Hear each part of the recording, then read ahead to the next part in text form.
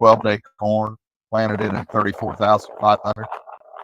It's got organics in it at half a gallon the acre. We did put some starter fertilizer in it, so we're being a 3.5 gallon rate total for starter and organics. Yep. It's planted the PhD. It came up about 10 days, which is pretty quick, in that early of the year. Yep. And had a good even stand. It's looked at all year with the dry weather. We've had hot, dry weather. This is really, really white dirt. Pretty unforgiving stuff. So standing well. It's holding in well. The stay green, the stalks, everything looks great. Gosh, the big thing on it that I'm noticing is the test weight. A lot of guys look at raw, but you have 200 bushel corn, 54 pounds. I'd rather have 200 bushel corn at 59 pounds. So, but to me, it just seems to hold everything together. Actually, too, what I have noticed too is I don't know if it makes a difference or not, but it's had pretty darn good weed control too. I don't know if that's got anything to do with it. Soil pH is pretty huge in that respect. It is, yeah. So I don't know. It just seems to be holding everything together well. So we try to give it every chance. Even in these dry years, a lot of guys, and look, everybody does things different. Nobody has a magic bullet, but a lot of guys have said, hey, we spent enough money. We're in a dry year. We don't know what the heck we're going to get. Right. So they just don't do it anymore. Yep. And this year, I made the decision to go ahead and go for it and give it everything it had, give it everything we could, spent the money, and it seems to be paying off good dividends. What are your average on this over the last few years? Average on it has been in this darker soil. It's been around that. The best seed on this is 168. Really? Yeah. This year so far they're still running, and this year right now so far it's running in the 195 and 200 range. And guys get right up here. We feel pretty darn fortunate. A lot of things have to go into play for everything to work right. But if you don't give it a chance, every chance to succeed, it's not going to. Well, certainly not the level you're getting. Right. So on your stay green, we've seen that really help the dry down. Yes. And it feels like you've got pretty good moisture content on this. Yeah, right now it's running right now at 15.8 and 60 pound test weight, and more than that. No, but so far so good this year.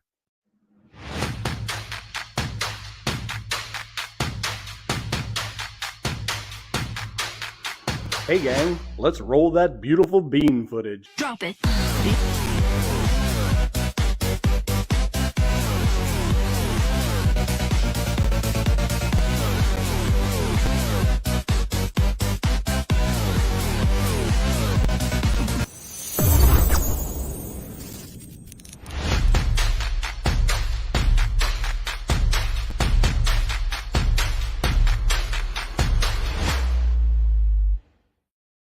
Well, it was wet and dry, or it was dry last year, Brian Strider, but it sure has flipped the script this year.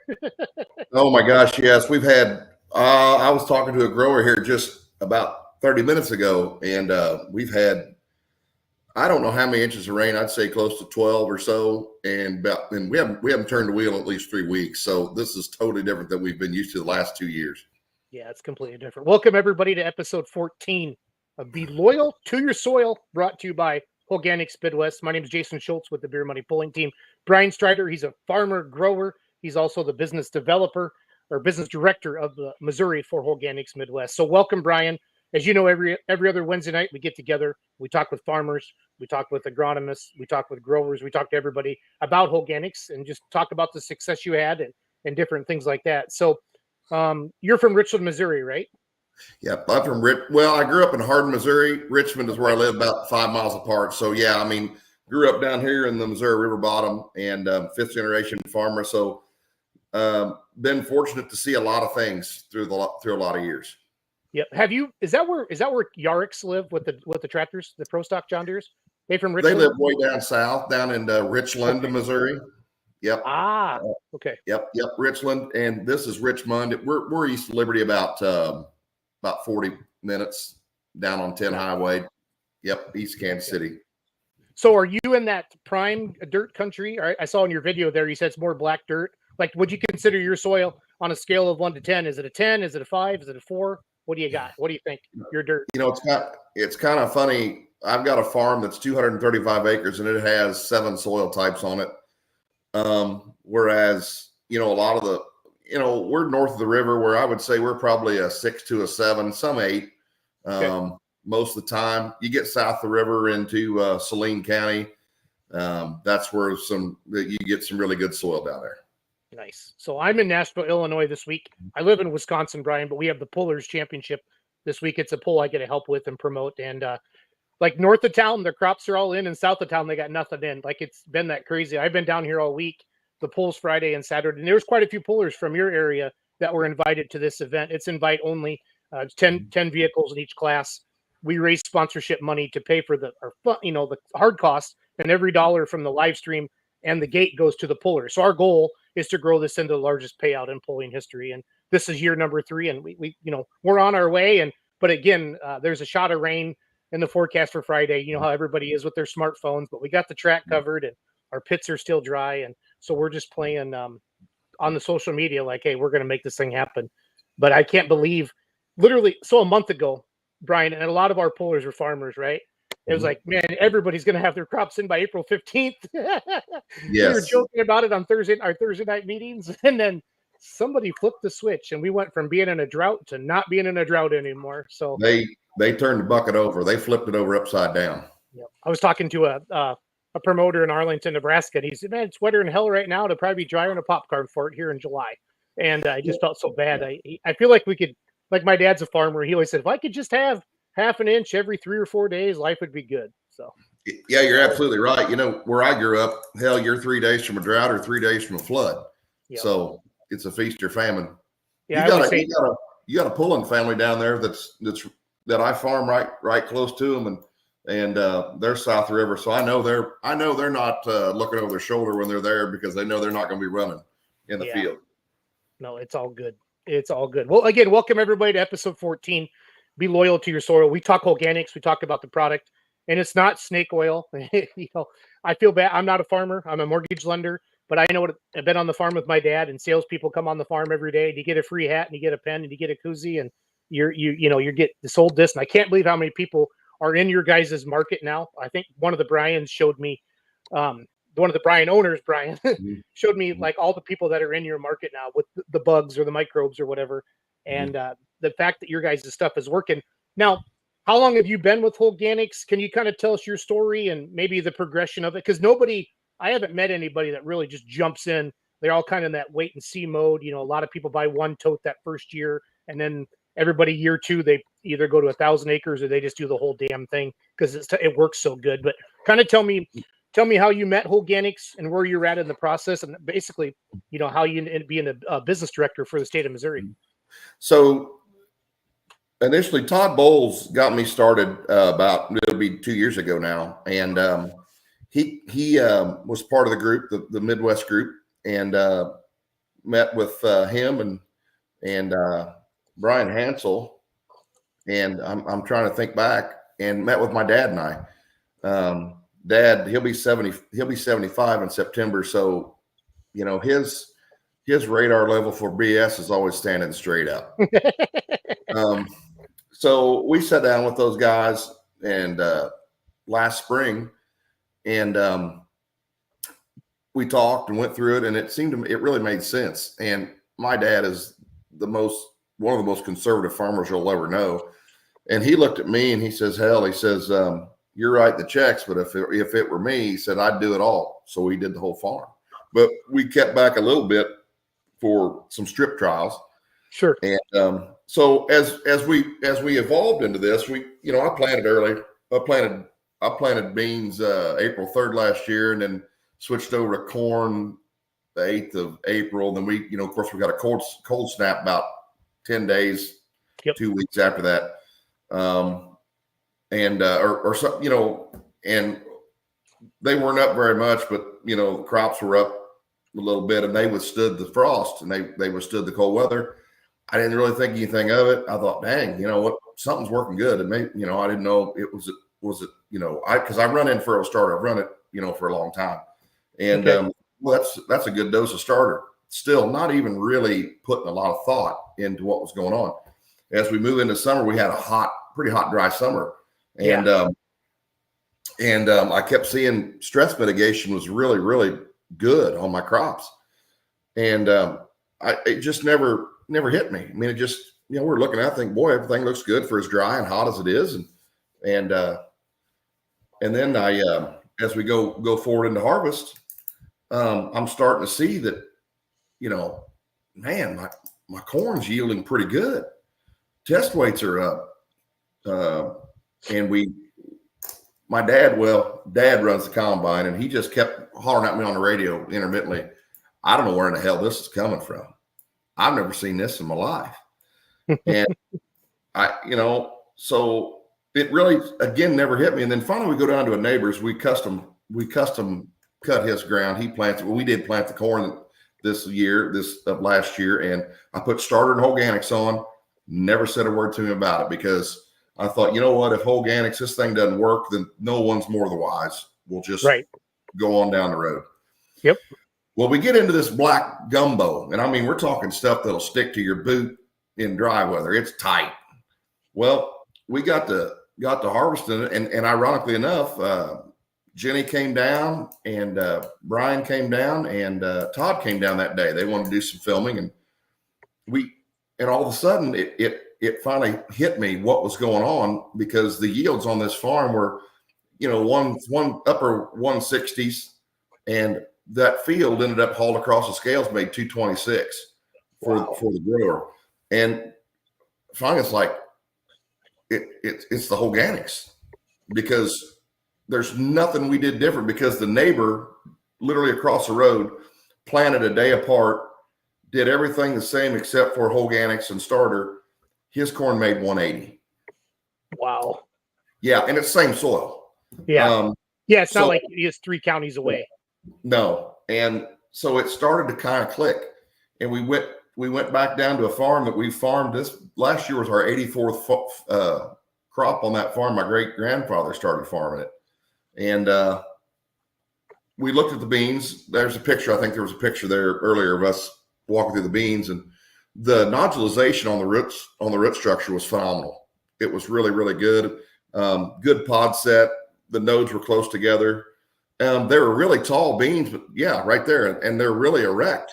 And usually when you get beans that tall, they get a little lazy. And so I was pretty excited to get in the field. Well, about a week later, we get in, and Todd and Brian came back.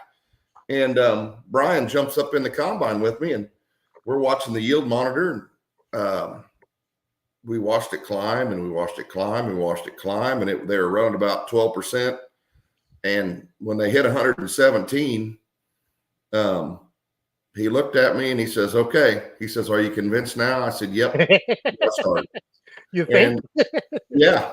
And we had very good yields last year. We had excellent crops.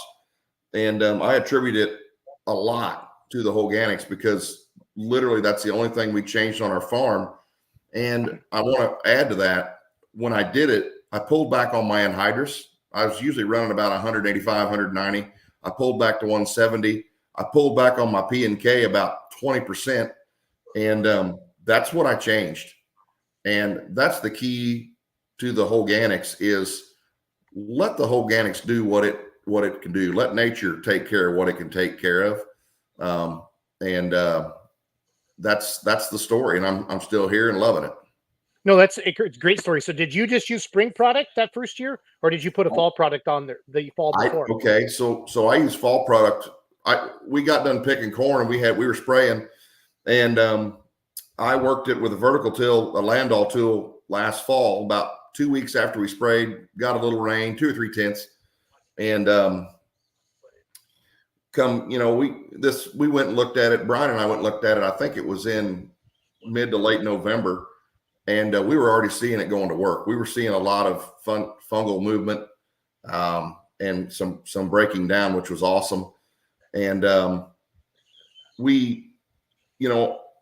had my farm here, and then to the north and to the east was a neighbor that farms. He's an excellent farmer. Him and his son both are just excellent farmers, and they hadn't used the product. So I was gauging my farm and what it looked like against what their farm's looking like in the stalks.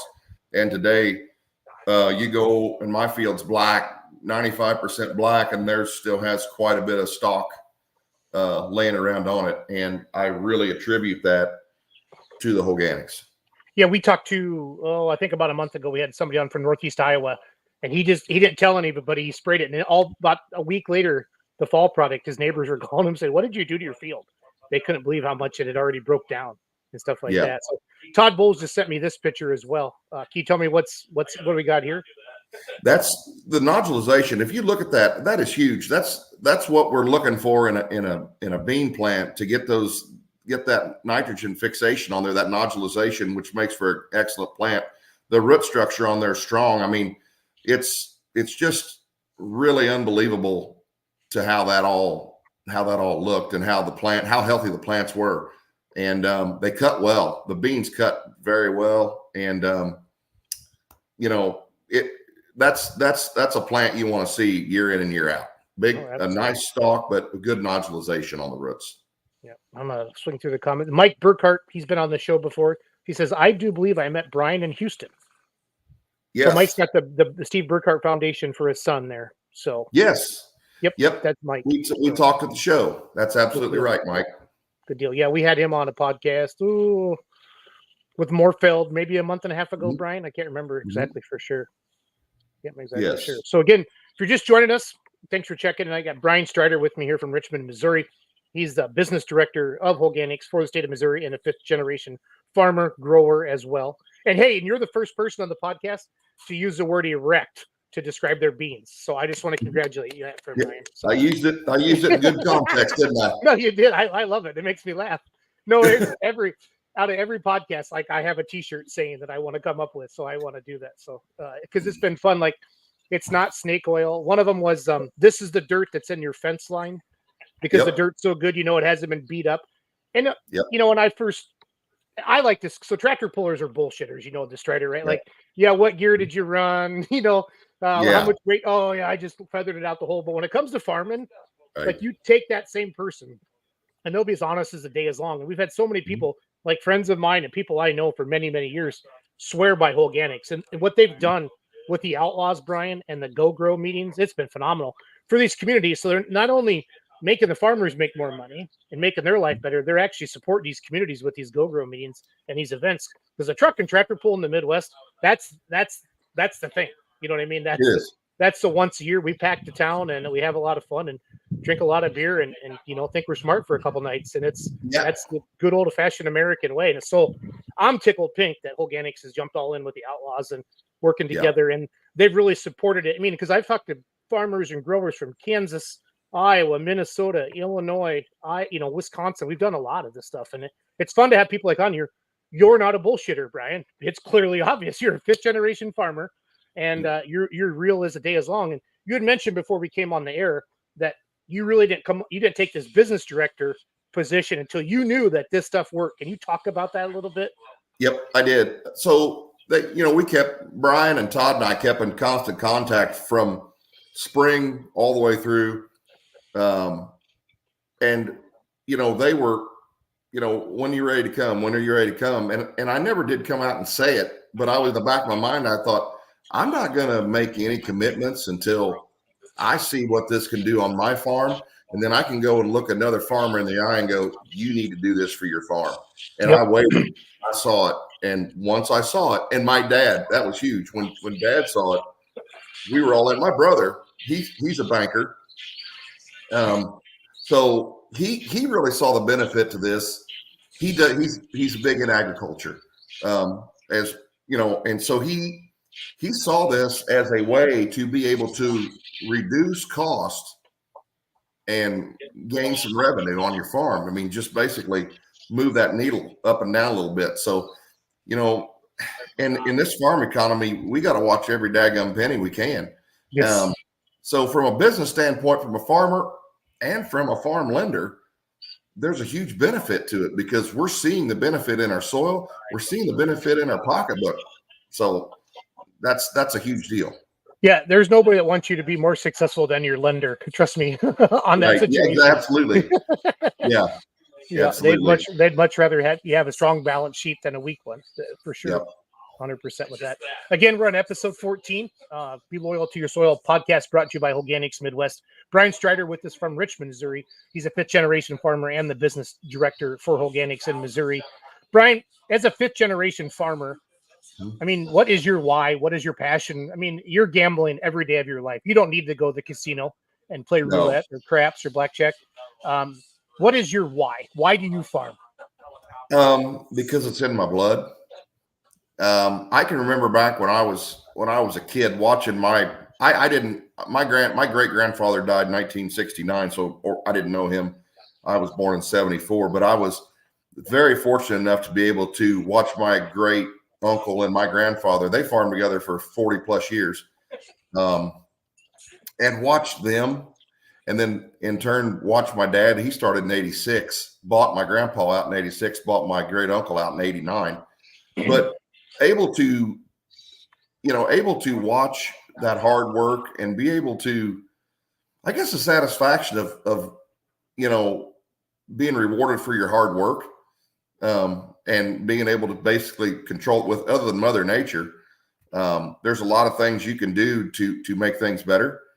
And I guess the passion was I just lived it my whole life. So the why is because, it sounds pretty cheesy, if you will, but we're feeding everybody. We're feeding the world.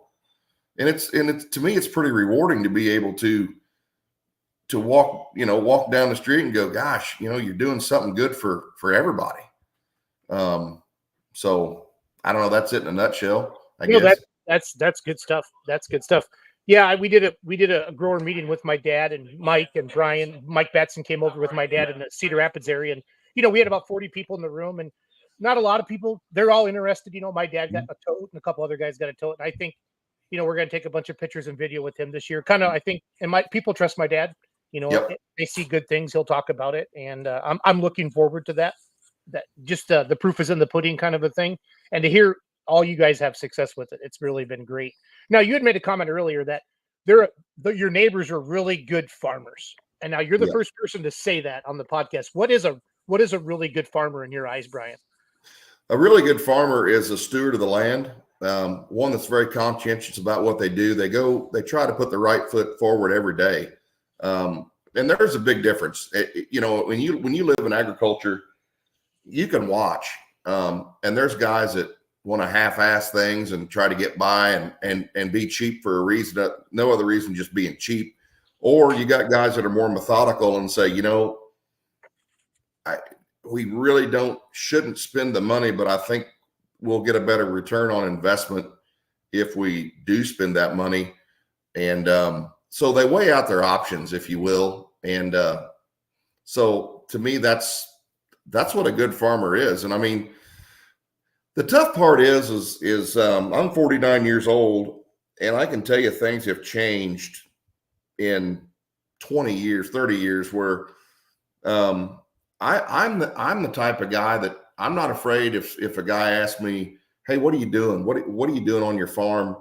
I'm not afraid to give him the advice and tell him what I'm doing. Right.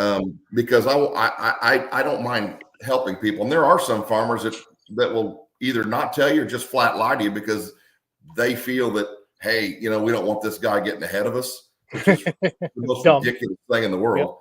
Yep. But I think a good farmer is just a good conscientious steward of the land that thinks about what they do, and they do a good job. Yeah, that's that same guy that doesn't want you to be successful is the same one at your dad's funeral, trying to buy the ground at the funeral from you. Oh, shit, we got them around here. I've heard of guys trying to pick up land in the funeral line. Serious. Those people need to get kicked square somewhere, if you know what I'm trying to say. So right in the upright to Jesus. Upright to Jesus. That's right. That is right. Yep. So how far is the country behind on planting? Are there any parts of the country that got their crops in and they're growing, or is it just wet everywhere, Brian? It's wet everywhere, but I would say some of the large farmers, for the most part, are almost all the corn is planted. Okay. I would say beans are probably overall about 35%, give or take. I mean, you've got some guys that are almost done, and you've got some guys that are, 10 to 15, 20%. So there's a variation in there. So probably the average is 35%. And I got out there early. Not that I farmed a hell of a lot, but I got out there early and planted all my corn's done, and I've got all my beans in except for 108 acres. So I probably could have got done, but it was no till in the hills, and I kind of waited. I wanted the ground to warm up a little bit more, and so here I am still waiting. Yep. No, you said 3 weeks you haven't done anything for in the field? Haven't turned the wheel. Wow, that's crazy. No, I'm down here in Nashville, Illinois. It's like about an hour east of St. Louis, southern part of Illinois, and it's like they get rain one day, and it's enough to, and then it dries out. They just get ready to go back in, and then they get another shot of rain. So Saturday there were some guys up north, up between Carrollton and Chillicothe. They were doing some stuff. It didn't look ideal, but I realized right now that's not ideal, and it's time to go. You get past Mother's Day, and that's the old traditional. We're going to start planting beans after Mother's Day. So now it's hammer time. Yep, because people start. Yeah, what is that?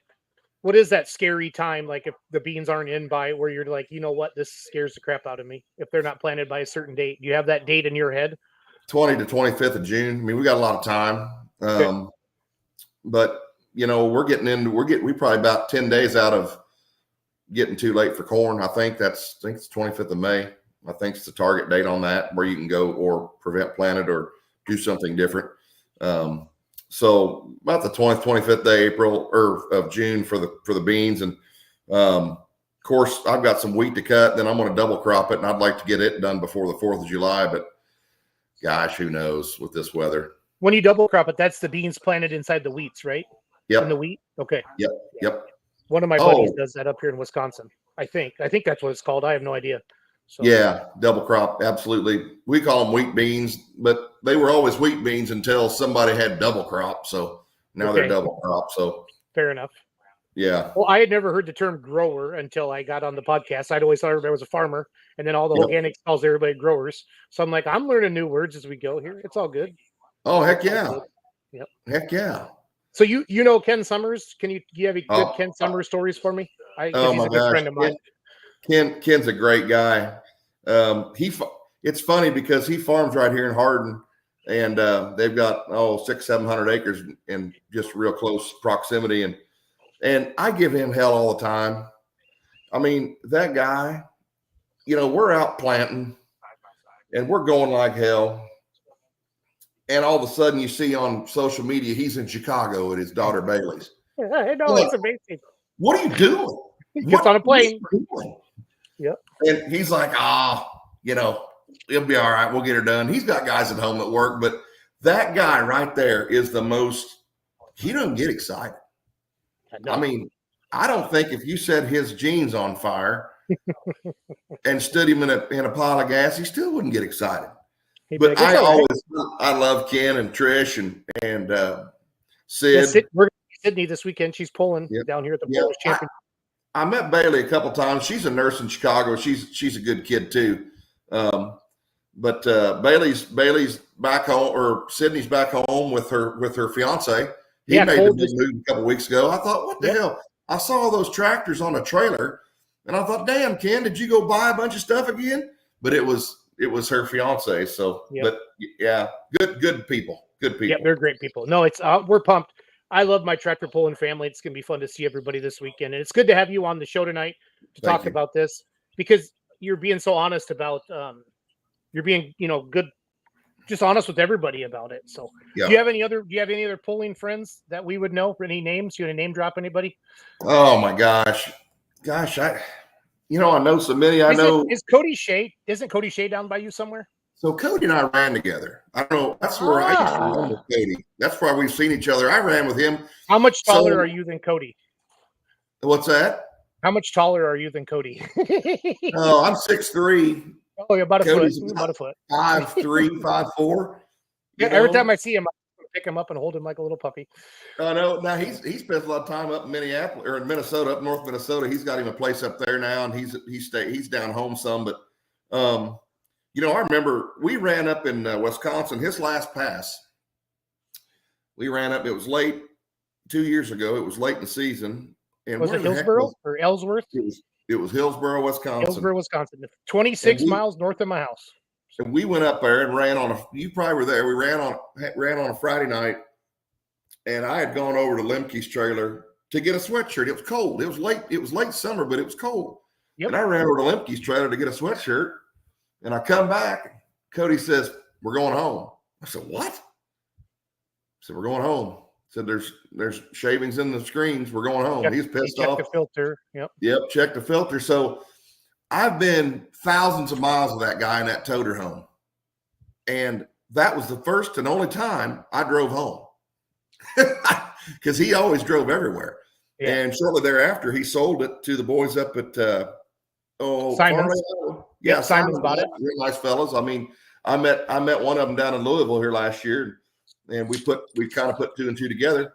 So, but a lot of the thing about the pulling community is it is a community and it is a family, and no matter what association you work with. I mean, I pulled in Northwest, the small association down here when I was pulling. And that's where Cody got started. I got started under Cody. I ran limited pro stock. And they've got some funny stories on me of my awesome driving, but we should talk about that before we let you go. I think that's important. I think that's so, we have a lot of pulling fans watching that are farmers as well, obviously. So. Oh yeah. So, I talked to, I talked to quite a few guys. Mark Lawyer out in Indiana. He's a buddy of mine. And he's getting ready to get fired up again. He's waiting on a crankshaft for one of his motors.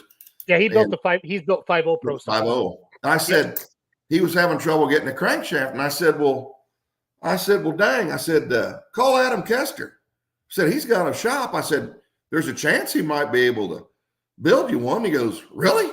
I said, yeah, he builds engines. He does it all. I said, there's an outside chance. He goes, well, I'll just by God give him a call. You know how it was worse than that, Mark.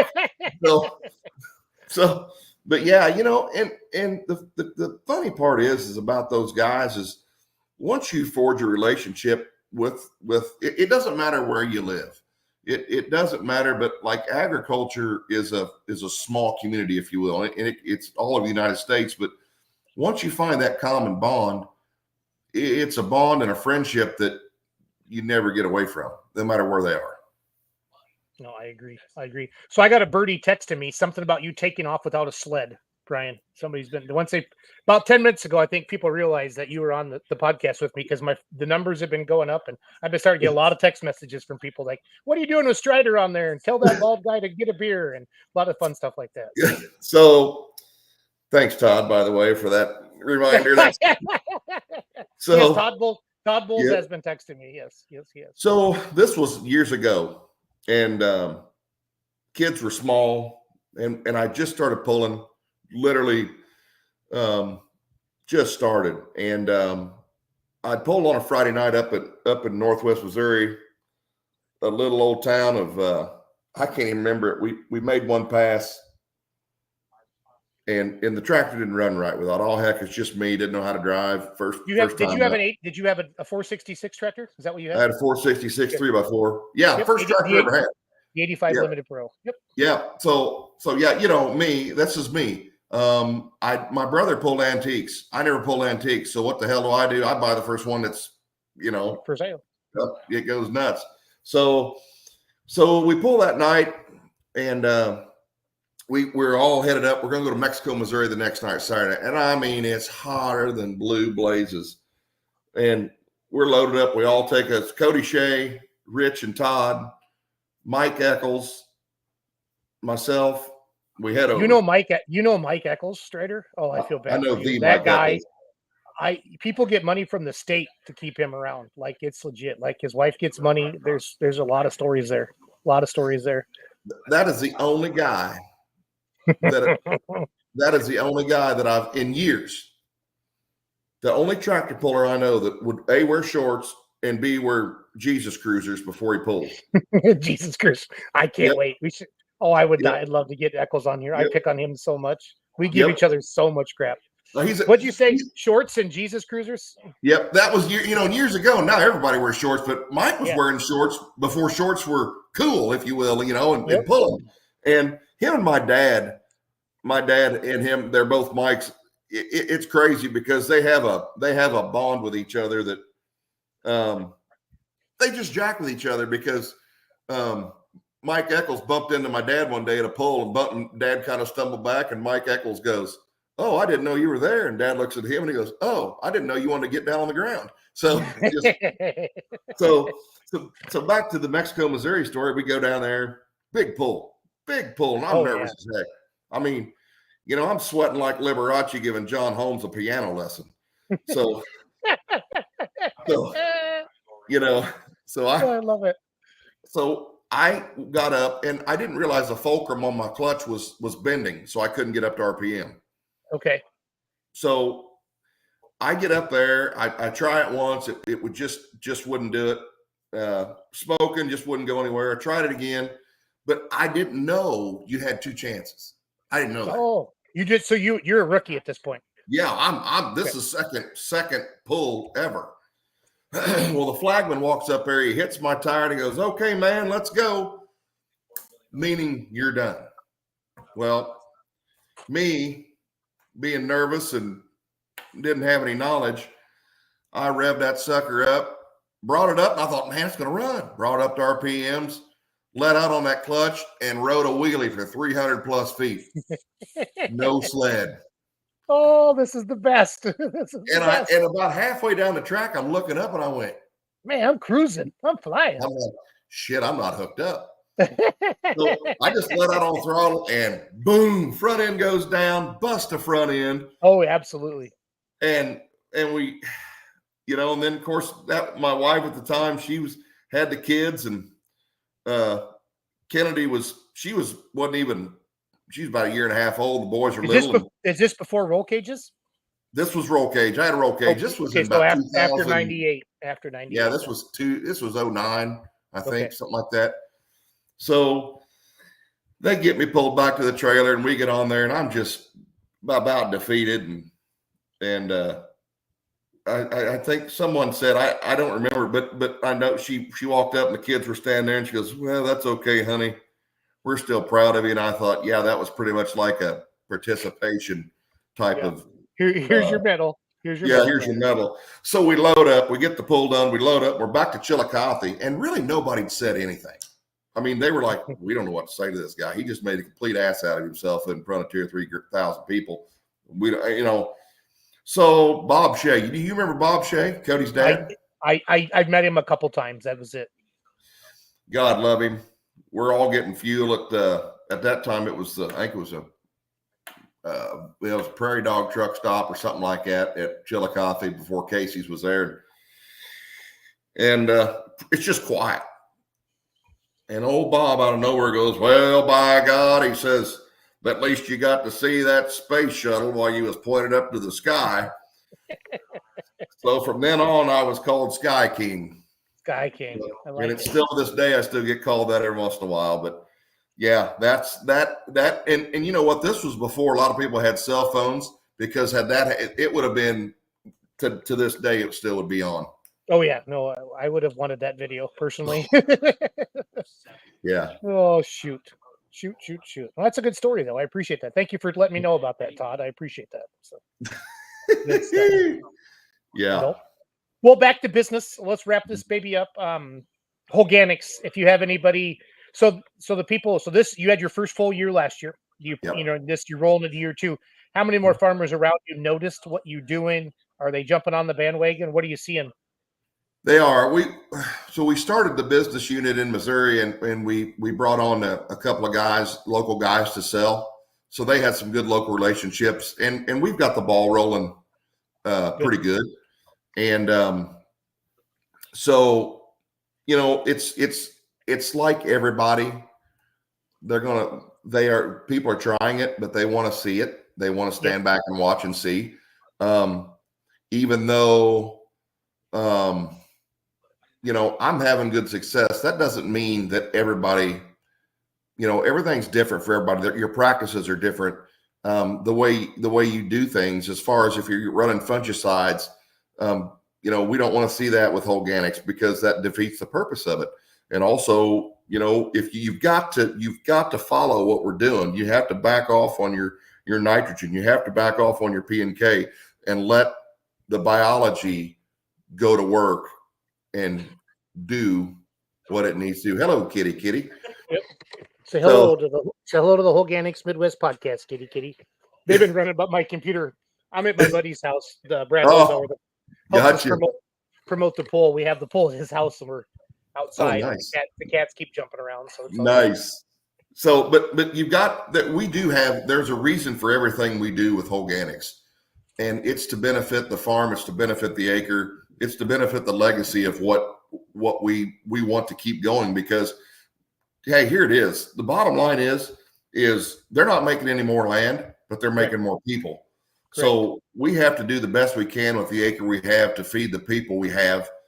And when you kill your soil, it's a detriment to what we're trying to do. So we're trying to put life back into the soil to make it more productive and make it better. Perfect. Well said. Well, Brian, thanks for joining us tonight. We appreciate you. I'm sure I'll bump into you sometime this summer. Thanks for watching, everybody. If you have any questions, just go to organicsmidwest.com or get a hold of Brian. Brian, what's your number? I'll put it up there on the screen real quick. It's 816-518-9242.